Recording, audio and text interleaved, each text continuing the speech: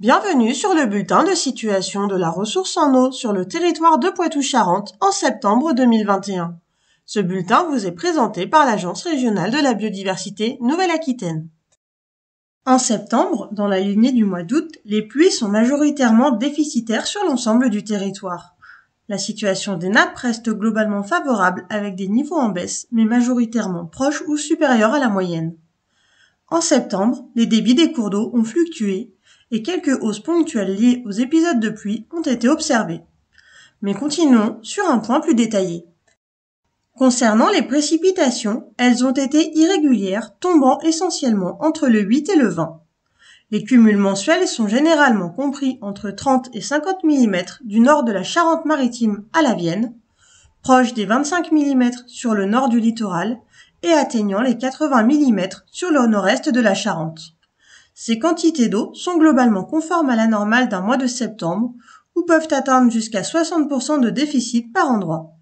La frange nord-est de la Charente enregistre 20 à 30% d'excédent. Par endroit, dans chaque département, les pluies n'ont pas été efficaces avec des cumuls de 0 à moins 5 mm, mais plus généralement, les cumuls sont compris entre 4 et 15 mm. Ils atteignent 15 à 25 mm du sud-est des Deux-Sèvres au nord-est de la Charente.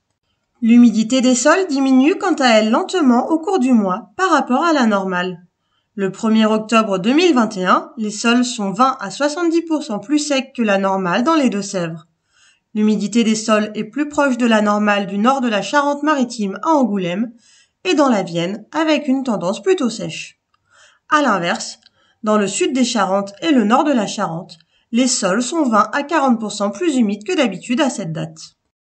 La situation des nappes s'est légèrement dégradée par rapport à fin août, avec près d'un quart des piézomètres présentant un niveau inférieur à la moyenne interannuelle au 30 septembre, contre 13% fin août.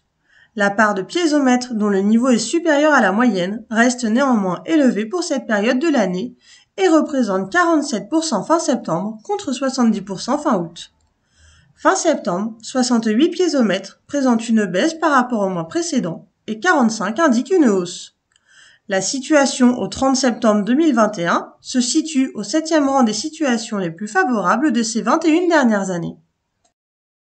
Au cours du mois de septembre, les débits des cours d'eau ont fluctué au gré des épisodes pluviométriques. La tendance générale apparaît ainsi différente selon les bassins.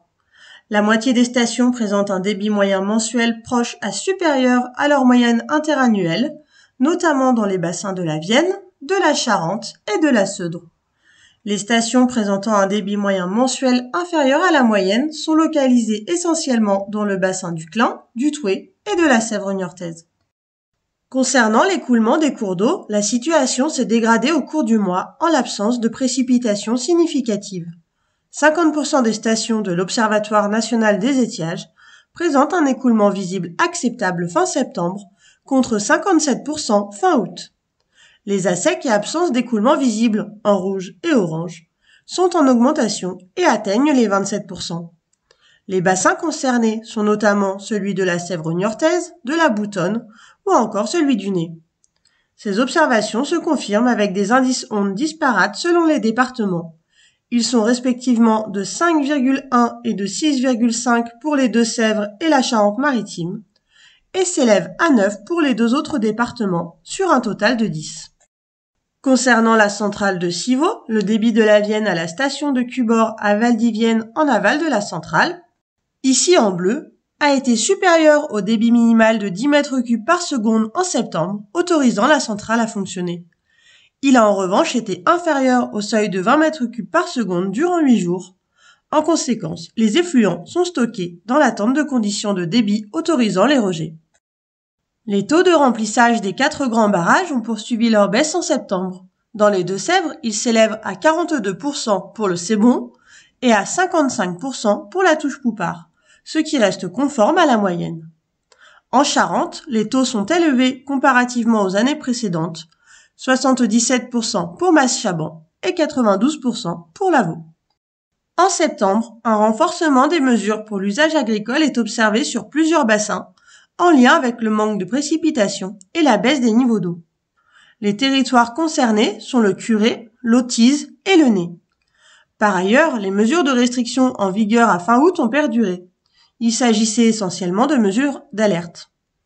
Concernant les autres usages, les mesures en place se sont également poursuivies, comme l'interdiction des manœuvres de vannes en Charente, en Vienne et sur d'autres bassins. Rappelons que les arrêtés cadres prévoient une fin des mesures au plus tard le 31 octobre pour la quasi-totalité des territoires. Néanmoins, selon la situation, elles pourront perdurer, notamment en cas d'absence de précipitations. En conclusion, en lien avec des pluies globalement déficitaires, la vidange estivale des ressources en eau s'est poursuivie. La situation est néanmoins contrastée selon les bassins et selon les ressources. La majorité des piézomètres indiquent une baisse, mais la situation reste néanmoins favorable avec de nombreux points dont le niveau est supérieur ou proche de la moyenne. Pour les débits, la situation apparaît contrastée et il est ainsi difficile de dégager une tendance générale. Concernant l'écoulement des cours d'eau, la situation s'est dégradée par rapport au mois précédent. Enfin, les mesures de restriction se sont intensifiées sur certains secteurs avec la mise en place d'interdictions de prélèvement pour l'usage agricole et par ailleurs, les mesures d'alerte ont perduré. La période automnale est désormais lancée, elle est d'ores et déjà marquée par un déficit de pluie qui semble se prolonger en octobre, ne permettant pas le démarrage de la recharge des différentes ressources en eau. La période d'étiage semble ainsi se prolonger, pouvant susciter des inquiétudes quant à la situation de l'état des milieux aquatiques, dont les besoins en eau sont cruciaux à cette époque de l'année. Pour une information actualisée sur la situation de l'eau sur le territoire de Poitou-Charentes et en Nouvelle-Aquitaine, nous vous invitons à consulter les pages outils et publications du site de l'ARBNA www.biodiversité-nouvelle-aquitaine.fr qui répertorie les bulletins hydrologiques complets et de l'étiage et liens vers les structures référentes.